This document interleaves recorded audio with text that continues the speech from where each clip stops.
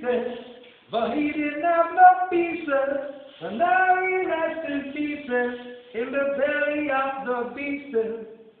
Little shot for the yellow. What are we talking about?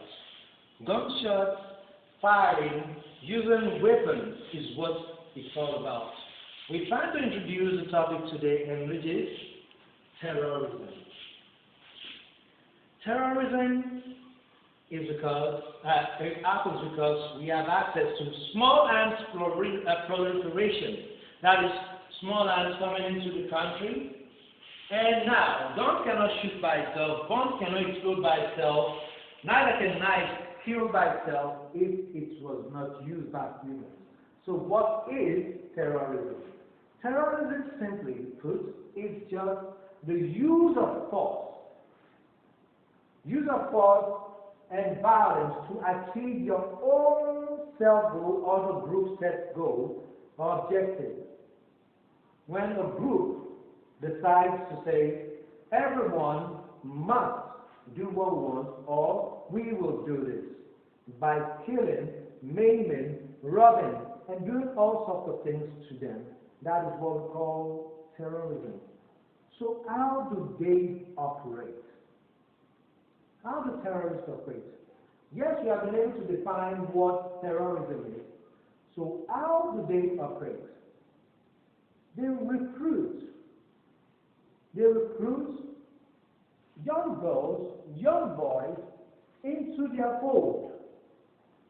They give them phones for recording, for sending text messages, so that they will be in the know of the movements of the people they are targeting and when to strike, because they act in a coordinated manner. Not only that, when they have followers, they set up cells, not the jail cell, but set up cells. Just like the human cells of the body, they have different groups of cells. They have cells of humans living in different places that will be able to do what? Attack or be activated whenever there is a need for them to strike. They are positioned in different places and different parts of town and the nation. They operate like that because these people believe in their ideology. Now, another thing that they do is this. They want people, they don't have followers, but they want people to be a part of them. They do what? They kidnap. They kidnap boys, they kidnap girls, they kidnap men and women.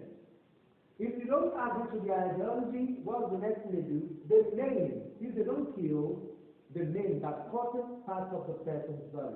So one of the ways that they also operate is to kidnap and maim. And they go into hiding. There's one called guerrilla warfare. In Nigeria, we have the group called Boko Haram. It's not that we are praising them. They have their ideology. They have what they are fighting for. But now, the situation is this. You will not know them because they dress like us. They move like us. It is not written on their faces that they are members of the sect Boko Haram. They operate with you. They eat with some of us sometimes and we don't know. They drink with us, we don't know because it is not written on their faces. So what do? They gather information from all of us and send this information to the people who are either in the forest, like Sambisa forest for instance, where the Nigerian army has been fighting them, and eventually, what do? When the convoy of the army is moving, they lay ambush and they attack. They do what? Lay ambush. That is the wait patiently and see that you are in the middle. They come from the back, come from the side, and they attack quickly. And when they finish attacking, they disappear. That's how they operate. So they lay ambush to people. These are just some of the ways that they operate. There are so many other ways and manners that they still operate. They upload videos to create fear in people too. That this is what they are able to do. That's another way of indoctrinating and causing people to be oppressed via video releases. Now, some notable dates are the things we're now going to talk about. There are so many notable dates in the past and in the present. For instance, since it was around 1994, back then I was in Lagos, and there was a case of nerve gas attack in China, on a train in China. And virtually everyone that was exposed to the nerve gas were paralyzed. That was 1994.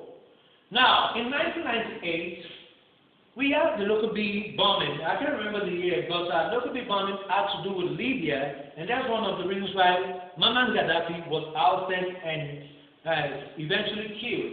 So in 1998, Kenya bombing of the United States Embassy occurred by the Al-Shabaab group.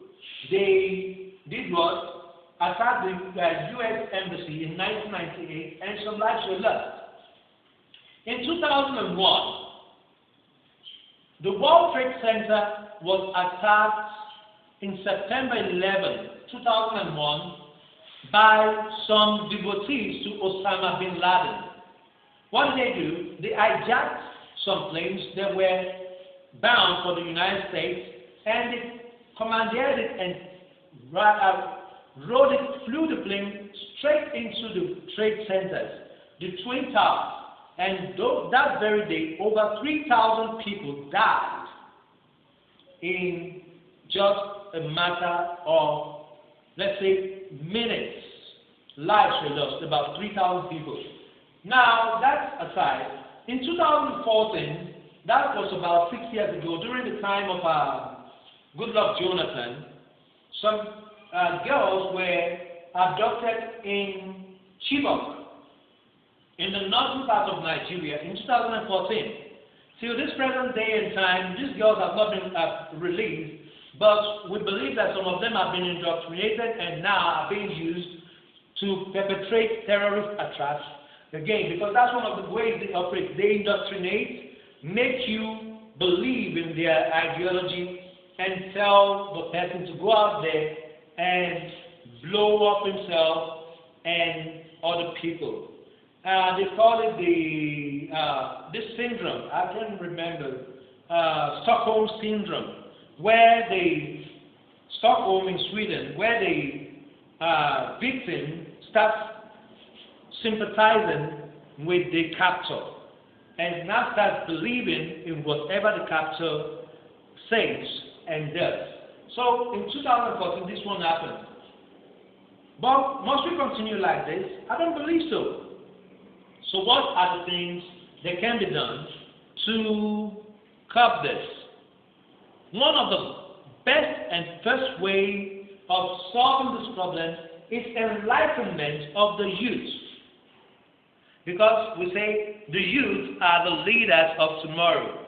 They are the ones that are taking over from the older generation.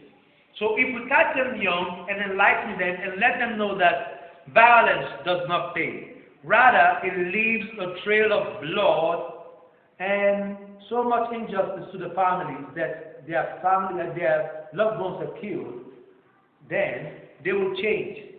Secondly, provision of just and enabling environment.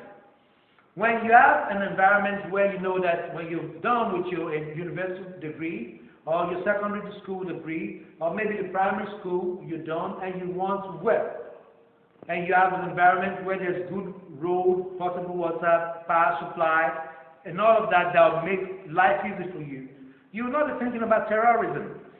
No, you won't. Now, granting amnesty to the ones who are repentant, because even some believe that, okay, it's a way of life, I don't want to change. But for those ones that have changed, who have turned a new leaf, who have decided to say, I want to walk away from terrorism, then the government can do what? Grant amnesty to them and reintegrate them into the society by first taking them into rehabilitation. And after rehabilitation, they give them jobs. And they monitor them over time and give them guidance counselors who will always follow them up and know their problems along the way and help them solve those problems. With just a few points, I believe there are still so many, but I wouldn't want to bore you with all of these details, but I believe that you know what terrorism is. Terrorism is just causing pain, mayhem, destruction of the system through violence, killing, so that they can believe in your ideology. And a terrorist is that person who does such things by using guns, knives, and the rest to force people to believe, by killing them and doing all of that. We also talked about how they operate. We can run through all of that again, but the next time we'll be meeting, you will be drawing a timeline of some terrorist activities in Nigeria, and you also write about how to solve the problem of terrorism in Nigeria and propose solutions to terrorism in the world. See you in the next slide, and God bless you.